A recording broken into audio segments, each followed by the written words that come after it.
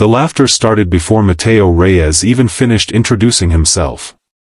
It echoed across the glass-walled conference room on the 32nd floor, sharp and humiliating, the kind of laughter meant to remind someone exactly where they stood in the world. Outside the massive windows, the bright afternoon sun poured over the city skyline, turning the buildings gold, but inside that room, Mateo felt smaller than he ever had in his life. His hands tightened around the worn leather folder he carried everywhere, the same folder he had bought years ago from a discount market when his wife was still alive. Across the polished table, billionaire CEO Conrad Voss leaned back in his chair with a smirk and asked the question that made several executives chuckle under their breath. "Does he even understand us?" The room laughed again. And then Mateo answered. First in flawless English. Then in French. Then in German. Then in Arabic. Then in Mandarin. And finally, in perfect Japanese. By the time he stopped speaking, the entire room had gone silent except for the faint hum of the air conditioner and the distant noise of traffic far below the tower. Conrad Voss's smile disappeared slowly, almost painfully, while Mateo stood there holding his dignity together with trembling fingers and a heart that had been broken long before that meeting ever began. Before we continue, take a moment to like, comment, share, and subscribe to the channel, Wisdom Story House, if you believe kindness and second chances can change someone's life forever. Stories like this remind us that sometimes the quietest people carry the loudest strength inside them. Mateo never imagined his life would bring him to that room. 5 years earlier, his mornings had looked completely different. Back then, he lived in a tiny apartment above a bakery with his wife Clara and their little daughter Sophia. The apartment smelled constantly of sugar and warm bread drifting through the floorboards, and every morning Clara would dance barefoot in the kitchen while Sophia giggled in her high chair. Mateo worked as a translator for humanitarian organizations, moving between languages like music flowing through his veins. He loved hearing strangers feel understood. To him, language was not about words. It was about dignity. Then one rainy afternoon changed everything. Clara was driving home from her nursing shift when a delivery truck ran a red light.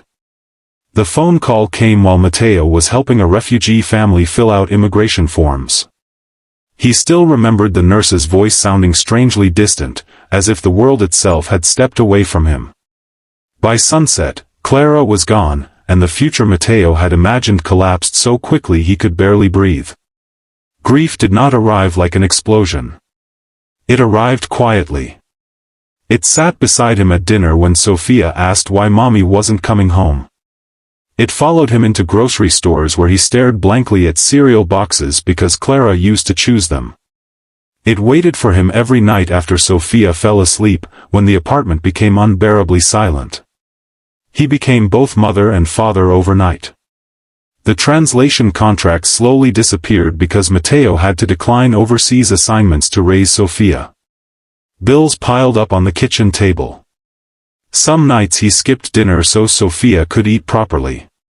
He learned how to braid her hair by watching online tutorials at 2 in the morning. He attended school plays alone while pretending not to notice other parents whispering sympathetically. Every day felt like survival. Still, he never let Sophia see how frightened he truly was. Every morning, he walked her to school under the bright daytime sky, holding her tiny hand while she talked endlessly about cartoons, books, and dreams of becoming an astronaut. Those walks became the only thing that kept him going. Sophia believed her father could fix anything. Mateo feared the day she would realize he could barely keep their world together. One afternoon, while waiting outside Sophia's school, Mateo saw an advertisement on a giant digital billboard across the street.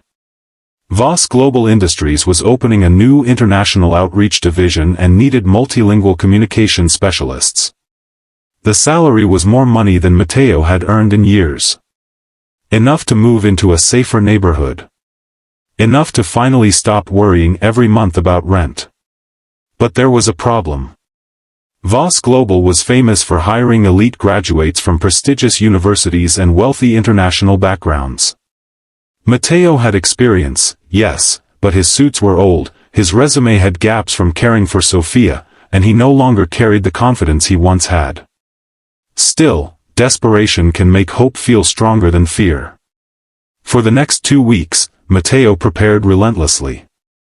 After Sophia slept, he practiced presentations in front of a cracked bathroom mirror. He ironed his only good shirt 3 separate times. He borrowed a tie from his elderly neighbor Mr. Delgado, who squeezed his shoulder gently and said, "Your daughter already sees you as a giant. Now it's time the world does too." The interview day arrived warm and bright, sunlight flooding the city streets as Mateo rode the subway downtown. Around him sat polished professionals scrolling through expensive phones while Mateo silently reviewed vocabulary terms in 6 languages inside his head. When he reached the towering Voss Global building, he felt painfully out of place among marble floors and designer perfumes. The receptionist barely looked at him. Other candidates glanced at his worn shoes. One man whispered something and laughed quietly. Mateo kept his eyes down and thought about Sophia's smile before school that morning. She had hugged him tightly and slipped a folded paper heart into his pocket for luck. Hours later, he finally entered the executive conference room.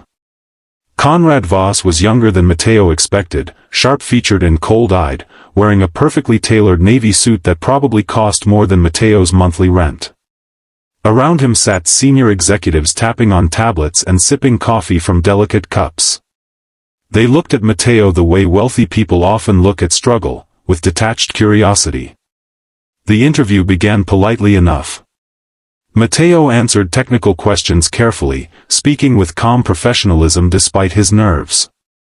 But when he explained that most of his experience came from humanitarian fieldwork rather than corporate environments, the atmosphere shifted subtly. Conrad leaned toward another executive and muttered something under his breath. Then came the laugh. "Does he even understand us?" The words were spoken casually, carelessly, as if Mateo were invisible. The room laughed. And something inside Mateo changed. Not anger. Not humiliation. Something steadier. Years of sleepless nights. Years of sacrifice. Years of being underestimated because he was exhausted, grieving, and poor. In that moment, he realized he had spent too long shrinking himself to make others comfortable. So he answered. In English, he explained that understanding people mattered more than understanding wealth. In French, he spoke about dignity. In German, he described resilience. In Arabic, he spoke of fathers rebuilding families after loss. In Mandarin, he explained that true leadership listens before it judges. And in Japanese, he quietly said that humility is the mark of real intelligence. The silence afterward felt enormous. One executive slowly lowered her coffee cup. Another stared wide-eyed at Mateo's resume as though seeing it for the first time. Conrad Voss's expression tightened. For the first time, he looked uncertain. But Mateo was not finished. He reached into his pocket and pulled out Sophia's folded paper heart. His voice trembled slightly as he explained why he had applied for the position. He spoke about his daughter. About trying to raise her alone after losing Clara. About wanting Sophia to grow up believing compassion mattered more than status. He admitted there were nights he felt like a failure. Days he doubted whether he was enough. No one laughed anymore. Because suddenly Mateo was no longer just another applicant. He was human. And humanity has a way of cutting through arrogance when truth is spoken without bitterness. Conrad looked away toward the giant windows overlooking the city. For several seconds, nobody spoke. Then one of the older executives, a silver-haired woman named Evelyn Hart, quietly asked Mateo a question no one else had bothered asking all day. "What keeps you going?" Mateo looked down at the paper heart in his hands. "My daughter believes I'm stronger than I feel," he answered softly. "I'm trying to become the man she already thinks I am." Evelyn's eyes filled with tears. 3 days later, Mateo received a phone call while making Sophia lunch. He nearly dropped the peanut butter jar when Evelyn informed him he had been hired as Director of Global Communications. Conrad Voss himself had approved it. At first, life did not magically become easy. Mateo still struggled with grief. Sophia still missed her mother terribly. There were nights he fell asleep over paperwork at the kitchen table. But slowly, things changed. He moved them into a brighter apartment filled with sunlight. He attended Sophia's school science fair wearing a new suit she proudly picked out herself. For the first time in years, he stopped feeling afraid every time the mail arrived. At work, Mateo transformed the company's international outreach programs completely. Employees respected him because he listened before speaking. Overseas teams trusted him because he treated translators, assistants, and local workers with equal dignity. Within a year, Voss Global expanded successfully into markets previous executives had failed to understand. But the greatest change happened quietly inside Conrad Voss. One evening after a major conference, Conrad asked Mateo to stay behind. The office windows glowed orange with late afternoon sunlight while the city buzzed below them. Conrad admitted that growing up wealthy had made him blind to certain struggles. He confessed that when he first saw Mateo, he judged him instantly by appearance. Then he said something Mateo never expected. "I think you understand people better than anyone in this company." For a long moment, Mateo simply stood there remembering the laughter from that first interview. The humiliation. The loneliness. The exhaustion of carrying grief while trying to survive. And somehow, instead of resentment, he felt peace. Because pain had not hardened him. It had deepened him. Months later, Sophia visited Mateo's office during family day at the company. Employees greeted her warmly while she proudly held her father's hand through the massive building that once made him feel invisible.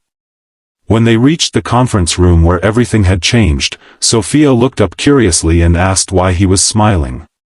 Mateo looked around the room slowly.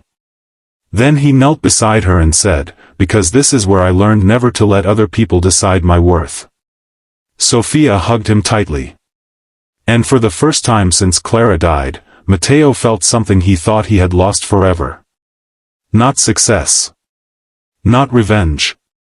Home. If this story touched your heart even a little, please like, share, and comment below. Your support helps stories like these reach people who may need hope today more than you realize. And before this story ends, I want to ask you something special. Comment the words, "Kindness hears every language," if you believe compassion can change someone's life forever. Years later, employees at Voss Global still talked about the day a quiet single father walked into a boardroom carrying grief in one hand and dignity in the other. They remembered how laughter turned into silence, and silence turned into respect. But Mateo himself remembered something different. He remembered a little paper heart folded by a child who believed in him before the world ever did. And sometimes, that is all a person needs to keep going until the world finally learns to listen.